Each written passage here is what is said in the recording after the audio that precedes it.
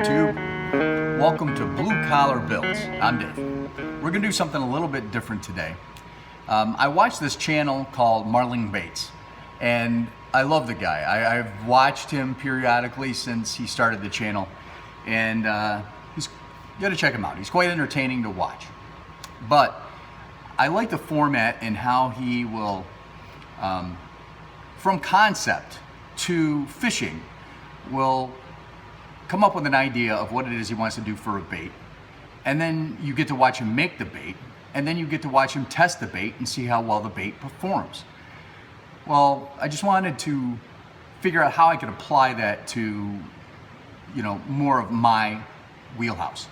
And I have been designing race mufflers and muffler designs for quite some time.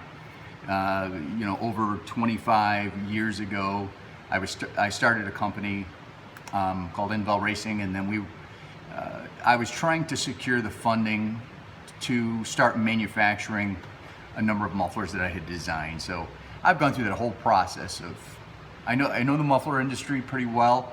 I've written a 52-page business plan, done all my research and homework, etc.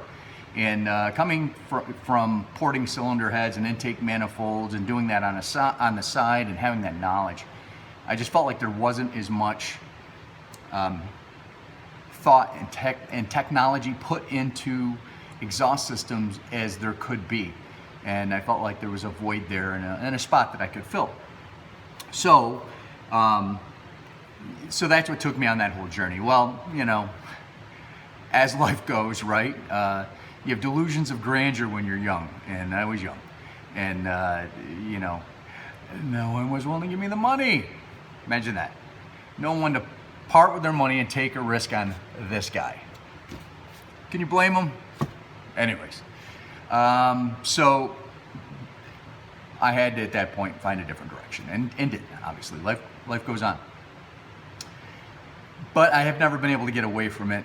I still make custom one-off mufflers, resonators, etc., different designs that, because it's somewhat artistic and I enjoy it. Anyways, so that's what we're gonna do. We're gonna design a one-off muffler that I'm actually going to reproduce. So that's kind of what I do now, is I make them and sell them, So instead of getting a bunch of money to be able to invest in tooling and etc. and a high volume manufacturing process, I just make them one at a time and sell them. So yeah, a little more labor intensive, not as much margin, but considering that I enjoy it, and a little extra side money, never hurt anyone. I mean, at some point, wouldn't it be great? But that's where we're at. So you're gonna get to see that process today, and we'll see how this goes. Never really done it this way. It'll be interesting. Yeah, so with that said, I have a design in mind. I wanted to come up with one that was going to be somewhat easy to produce, so that I could knock them out quickly if the interest grows beyond what it is currently. So, but I wanted to incorporate, and that's my problem. I'm always having to scale back the design a little bit because I over-engineer these. And I don't mind, and they're heavily over-engineered, meaning you're getting much more than you would typically, and much more than what I'm charging. Yeah, so that's gotta stop. That's gotta stop. But anyways, so we're gonna keep it simple, but it's gotta outperform everything else. That's just the way it is. That's the only thing I design is mufflers that will outperform everything else and sound better, and just utilize the pulse waves and right frequency ranges, and to create music, just the best sounding muffler there is. Because if my name can't be on it if it's not the best sounding muffler out there, period. So, some of that has to do with the motor that it goes behind, but there's other variables. So that being said, let's take a look. Now I have a specific shape that I work with on pretty much all my designs, and the reason being is because it just lends itself to what I'm trying to accomplish with the airflow, you know, the pulses and the push-pull and all the above. So it lends itself to a design that makes it easier for me to create the internals that will work the way I want them to. So, and it goes something like this. First, we got to figure out what size do we want to make this one. And since this is going to be kind of a one that I theoretically can mass produce, I don't necessarily want to make it any larger than 14 inches. So that's what we're going to hold ourselves to, at least on the casing, right? So I'll give myself 2 inches worth of inlet pipe, or outlet pipe in that scenario.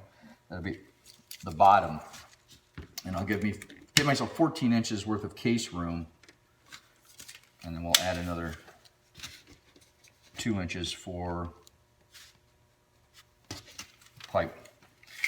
And just to make life easier for myself, you know, this is just a piece of foam core, paperboard, you know, kind of like what your kids would use. Kind of like what your kids would use if they were doing, you know, a science fair project, or just plain old poster board that you can get at the dollar store. And this becomes my template for the design, so I can reproduce them. But first thing I do is like to find center, just because that makes it a lot easier to make things proportional. And if I'm going with 14 inches, that means we are going to, 7 is going to be the center of our case. So there's the center of the case. Here's our center line. So right there is going to be the center point of the muffler.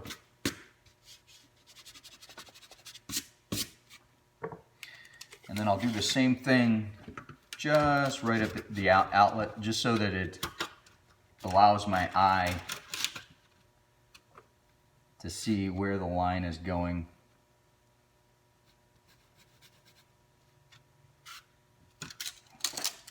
I'll do the same down here at the bottom. You know, that way I don't get things off track, kind of cattywampus, and then end up with different margins on both sides, etc. Now this muffler is going to be inlet-wise, I believe this one's going to be 3-inch.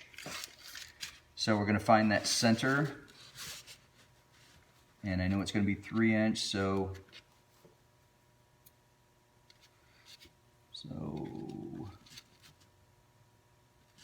1.5 will line up with our center point, and then we'll mark our 3 inches. Pretty straightforward. So 1.5, and once again mark our 3 inches, and that's just for our inlet pipe. I have to go grab something. I'll be right back. So I have all these drawing tools, and I normally have my protractor and compass and my straight edge, and, you know, some of my circles and curves that I can use that just make this go much cleaner and much quicker. But this was kind of impromptu, and I have those back at the house. So today I'm just going to be doing this freehand. So this is raw. Yeah, raw.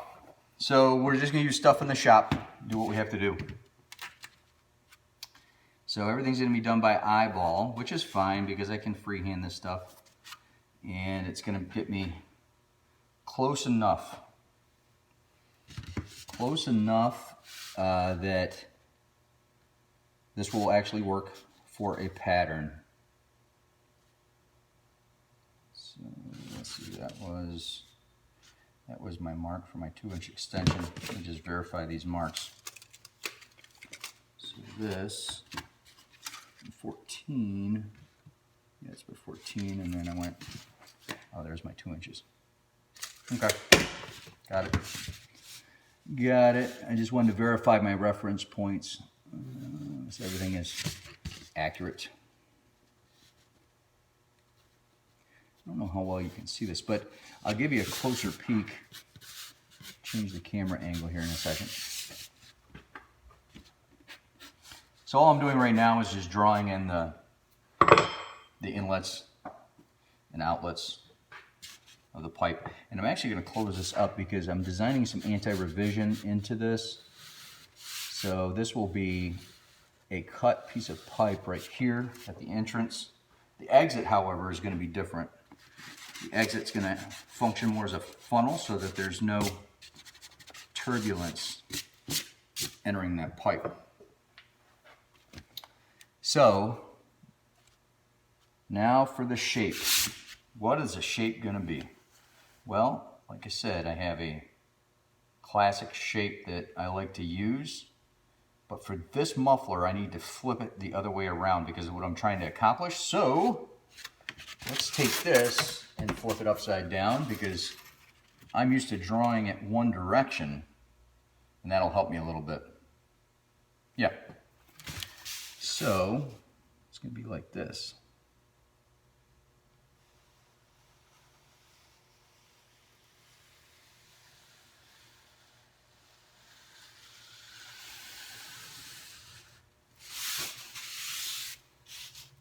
And that's a little bit sharper than I want it to be there. So we're going to bring this more like more of a bend, more of a gentle bend.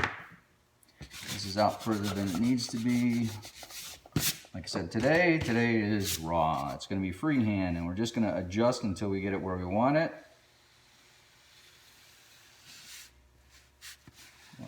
I want a decent amount of volume here, and I think that'll do it. But I also don't want the muffler any larger than it needs to be, right? So that's okay. That's the general size and shape that we're looking for. Now I just need to reproduce that on the other side. And to give myself some reference points, I'm going to put this on my center line and just make a couple of marks just so that it's a little bit easier to get it symmetrical for the other side. So 5.5 on that side. Roll this to this side, and I'm going to go out 5.5.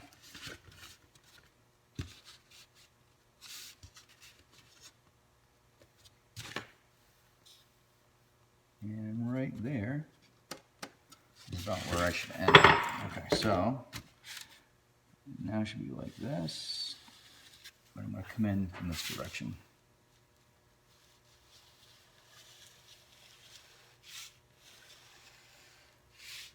Yeah, it's there we go, right about there. And then here, and out this way.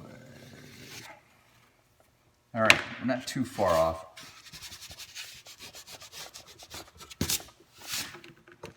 That's pretty close. You see them a little bit wide here.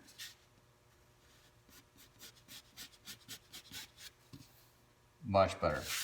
That is acceptable right there. This I got pretty daggone close. So I have, it's my spread right there. My spread right there is 8.5 inches. No, I'm a little bit tight on one side. So here I am 3 3/4. Here I am, look at that. Okay, so let's try that again. 3 3/4. And then let's do it this way. 3, gosh, I'm off by 1/8 of an inch. So that's pretty close. but not good enough. It needs to be exact, so we're going to make it exact. Right there is our 1/8 of an inch.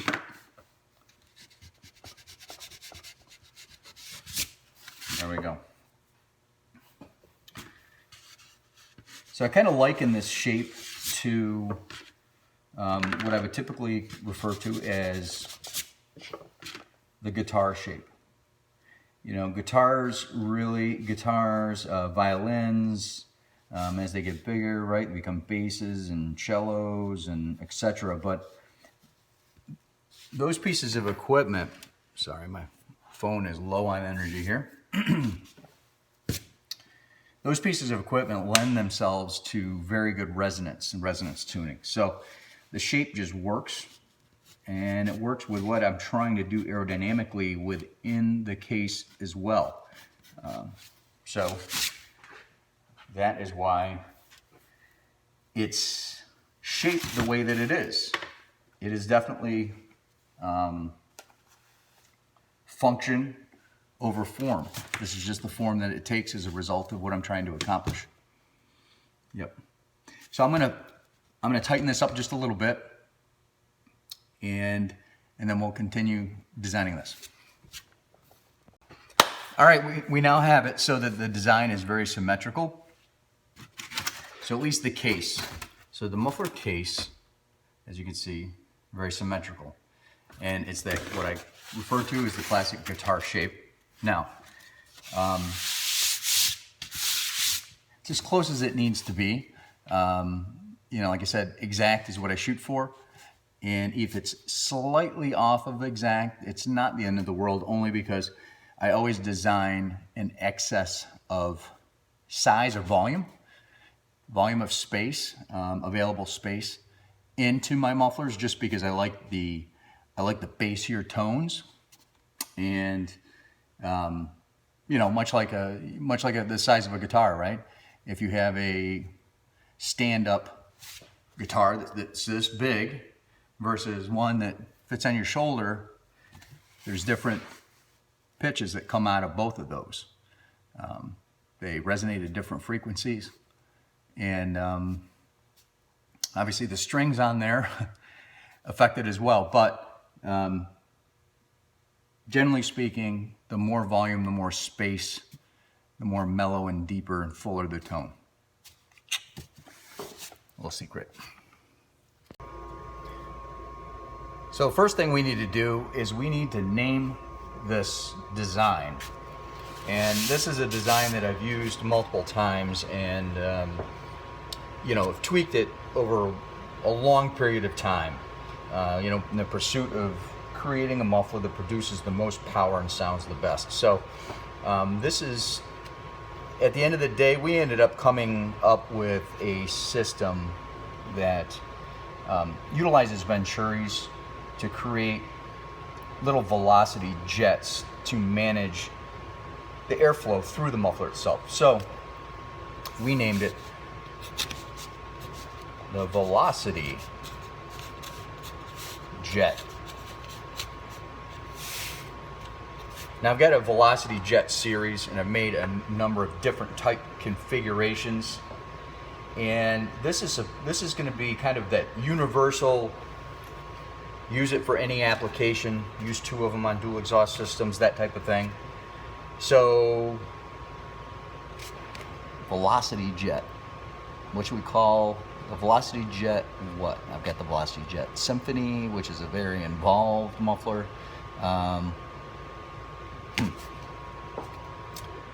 Velocity Jet.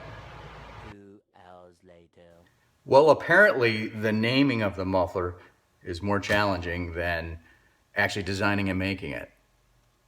It shouldn't be, right? No, I just had to give it a little bit of thought, and you know, what made sense with what it is that I've already developed, and then also you know, what isn't already out there. Obviously, you know, we don't want any right infringements, etc. So as far as I know, this should be good to go, and I should be able to trademark this and not have any issues, but it remains to be seen.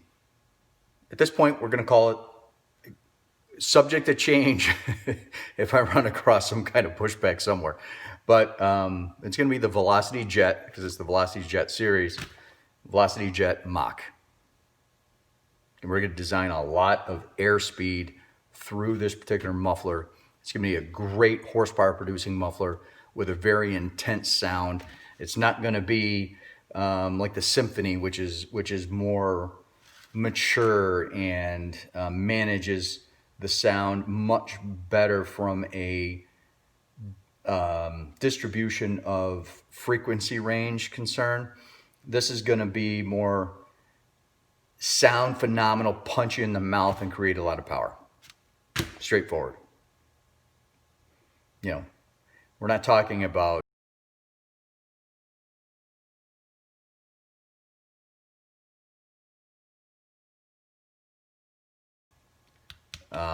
straight pipe exhaust. Straight pipe exhaust sounds awful. I'm sorry, guys. You're a hack if you think that straight pipe exhaust sounds good. It sounds like a flippin' motorboat. None of the pulses are tuned. Nothing is laminar. Nothing sounds high performance about it. It sounds like junk. That's too bad. That's just my opinion. And it's not a strong one. Trust me, I like anything that's loud, you know? I mean, shoot. Blenders, vacuum cleaners, lawnmowers, they all sound cool to me. But it's just my opinion. You know, there is a refined, tuned, exquisite sound produced when those pulses are managed right. And you can tell when a car is squeezing out all the power out of that engine because they've taken some time on the exhaust side. And then there's other guys just leaving stuff on the table. It's loud, and they think it sounds good. So, hey, to each his own, right? Anyways.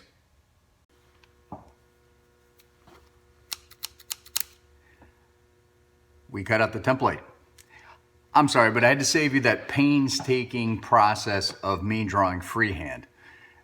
Nobody should have to watch that. But it's all drawn out, it's all designed, and I have now cut out the template on that foam core board. And then afterwards, I trace everything boldly with a marker. These Sharpie Extreme markers work very well because they don't rub off very easily. And now I have our finished design and template, and I can explain it a little bit to you as well. So this design looks a little bit, well, it's a little bit simple in comparison to my typical designs. It's supposed to be primarily only about velocity and airflow, and then just taking off some of the highs and drone that can possibly happen as a result, and some anti-reversion designed into it as well, which we discussed. We did actually touch on that. So this is the actual inlet here on this end. So you can see if the pulses start stacking up and backing up, they have a tendency to follow the outside wall. Can you guys see that okay? Yeah, that looks pretty good. So they'll follow the outside wall and they're gonna hit what I call a tulip, right? Which is extensions that don't hinder the flow coming in through the inlet, but it will block any of that reversion trying to come back to find the inlet. So it can't find its way back up the exhaust pipe towards the valves. So we're creating a velocity jet using this Venturi, and then a double airplane wing design to accelerate the airflow towards the center and create a very strong signal on the outlet. And that strong signal on the outlet is going to help pull everything on the outside out the outlet as well. And while doing so, it's pulling it past this opening here, which is a channel that goes back up the muffler with a circular end. I think basically a turnaround. So what we're looking for is for the pulses, as they go past here, some of them are going to peel off and find their way up here, hit this, turn around, come back, and that's going to cancel out a certain hertz that I've designed this for, minimizing drone. So this is actually a Helmholtz chamber. I don't know if I already mentioned that, but that is the design that chamber is on both sides, built directly into the muffler. And they're very effective, and they don't really affect the airflow whatsoever. Now here, as the pulses come out and they kind of stall into this large opening here, you can see there's no dividers, there's no space across. I mean, it's just wide open space. Once you take this volume and you add it up, it's very significant. So it's going to slow down in this area as soon as it comes out this pipe. It's already doing that here because you can see it's stepping up from, say, 2.5 to 3 inch. And as soon as it hits that 3 inch, it'll slow down. Once it gets here, it's just going to widen out and it's going to really slow the rate. Now, when that happens and the pulses start pushing and pulling, it's going to push and pull, and it's going to start bouncing through here as it gets pulled through. Remember, this jet is going to help pull this through. I've also created a venturi on this side and venturi on this side. So all of it's going to get pulled through. It's going to stall and then pull through. That's the design. Right along here will be the perforated 304 stainless steel with my combination of my 304 stainless steel wool and ceramic packing. And that'll help get rid of some of the highs before it goes through the rest of the muffler. And this will function, this upper portion will function as your resonator. So yeah, you won't need resonators with this muffler. It actually has that built in.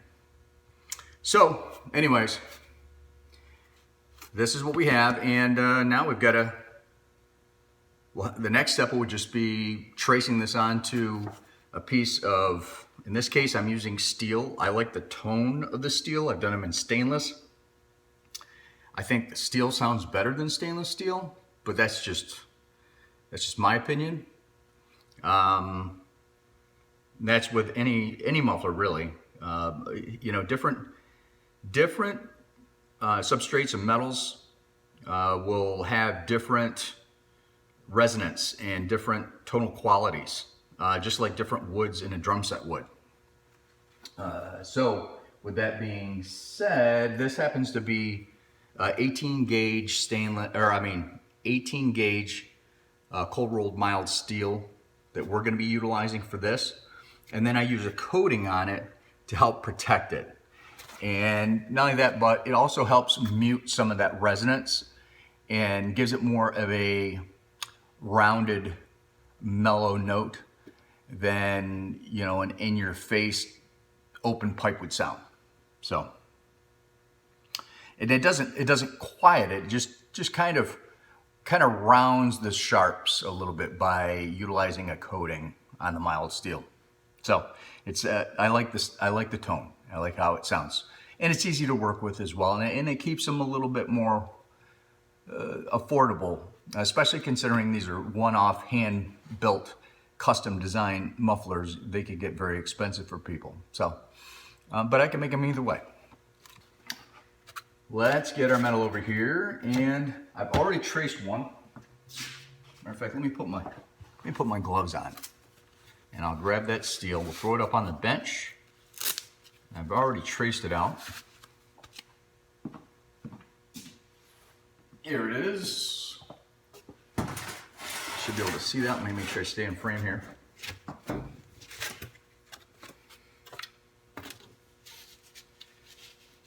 There we go. There's our shape.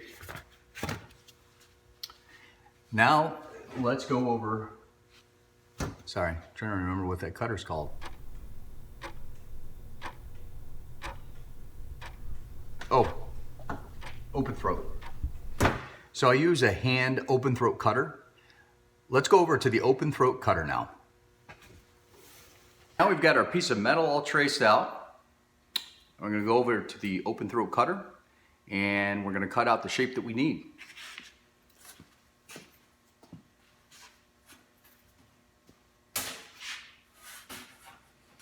I like to go ahead and section it first, just so it makes the material a little bit easier to handle.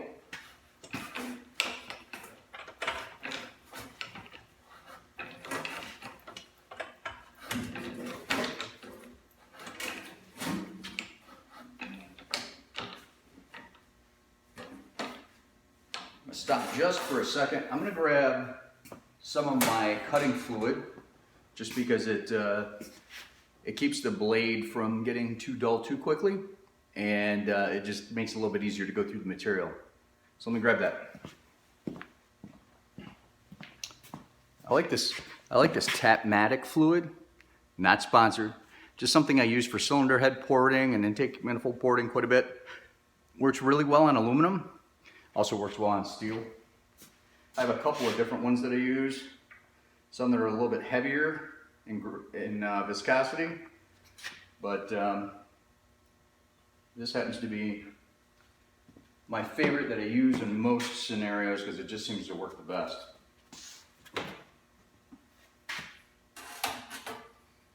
So let's get this cut on the other side.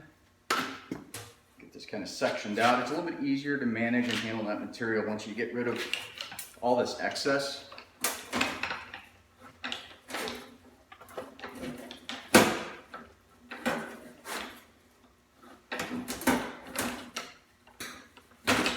Be very careful on these sharp edges. They will bite you.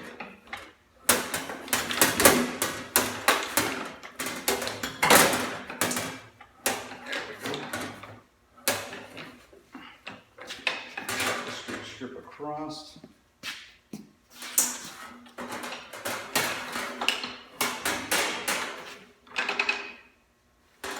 Sorry, I'm real good about blocking your view. I try to do it on purpose.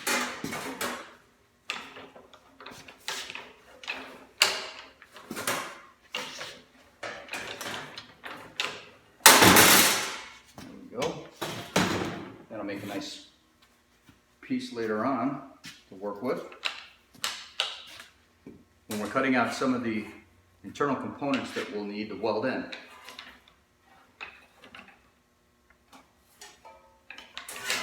Waste not, want not, like my Aunt Judy always says.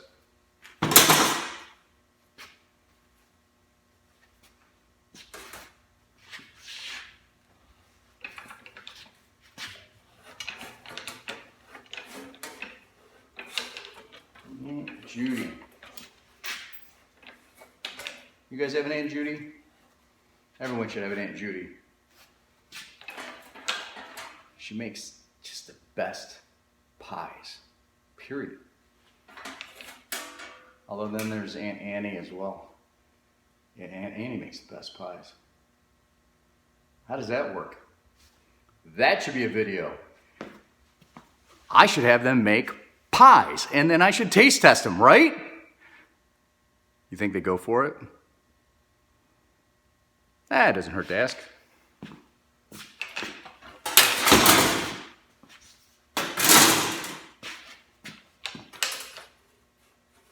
However,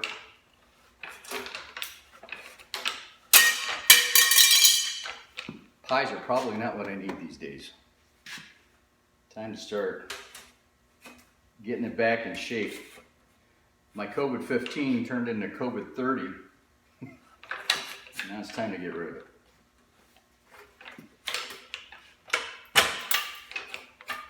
So this can be a tedious process, but really it's all about angles and rotating the metal. Coming in from different angles helps you get the cut that you need. You can't always get a tight enough cut coming in from one angle. So what I try to do is trim as closely as I can, and I'll come back through from a different direction and get it a little bit tighter after the fact.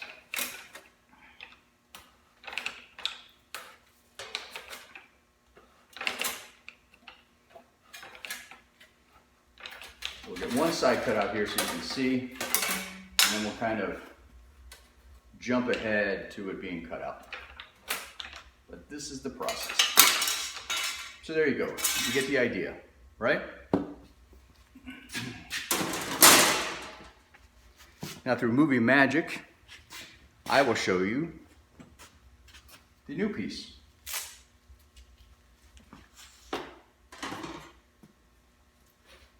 So we'll turn this one into the finished one.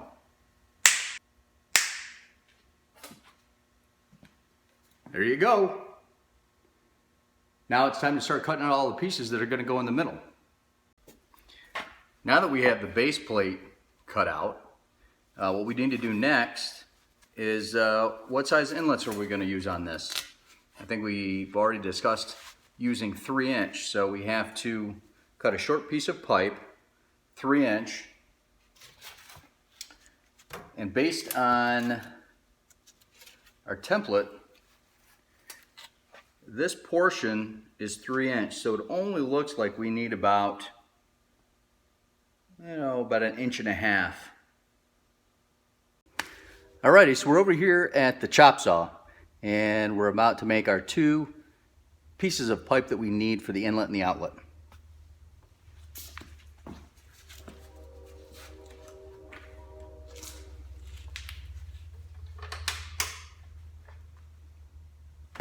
Gotta plug it in.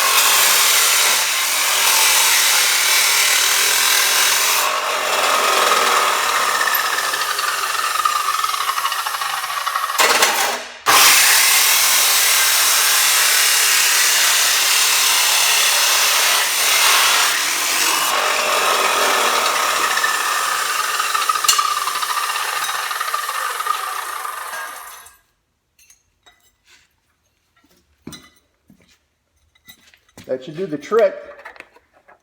I decided to go with one a little bit longer on one side than the other, but this will work.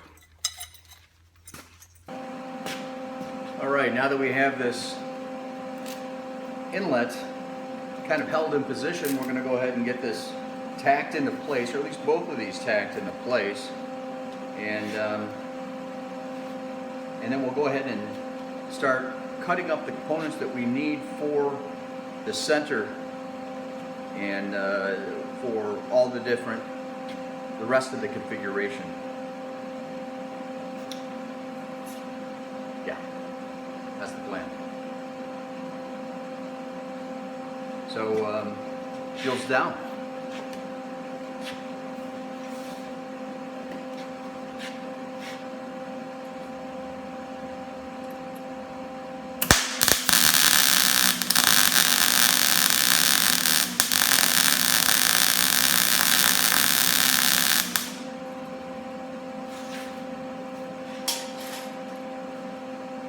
That was a little more than a tack, but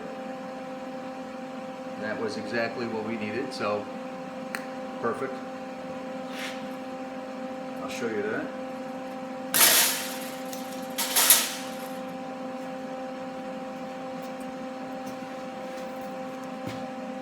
So what we're doing is we're using the MIG welding process. We're using my MIG welder. I have a TIG welder also. But MIG welder is a lot faster. So we're going to use the MIG first just to get all the components in place and get everything tacked into position. And then all the finish welding work, we'll use the TIG welder. Just because it's a neater and cleaner weld. MIG welder's a lot faster, so a lot of these mufflers in the past I have just MIG welded the whole thing. Better for production, but we'll make it pretty. Okay, we have the inlet tacked. We're now going to go ahead and tack the outlet.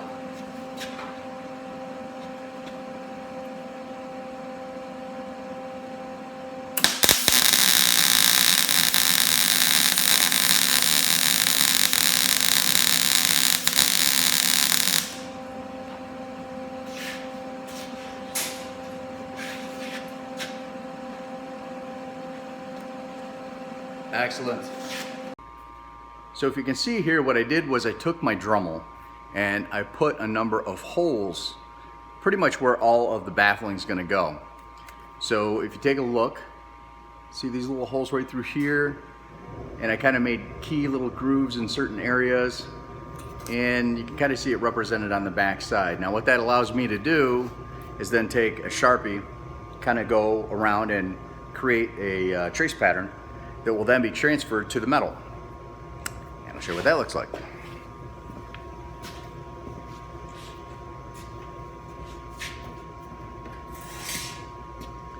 So right there you should be able to see the pattern is now traced over to the metal, and we'll be able to now fabricate those pieces and components and weld them to the base plate. So next we gotta create the components that are each one of these baffles. So we have to get these dimensions, lay them out one-dimensionally and flat on a piece of sheet metal so that we can cut them out. That's the next step. So stay as long as you like, close the front door on your way in, and don't forget, the beer's in the fridge. Thank you for watching Blue Collar Builds. Stay as long as you like, and don't forget, the beer's in the fridge.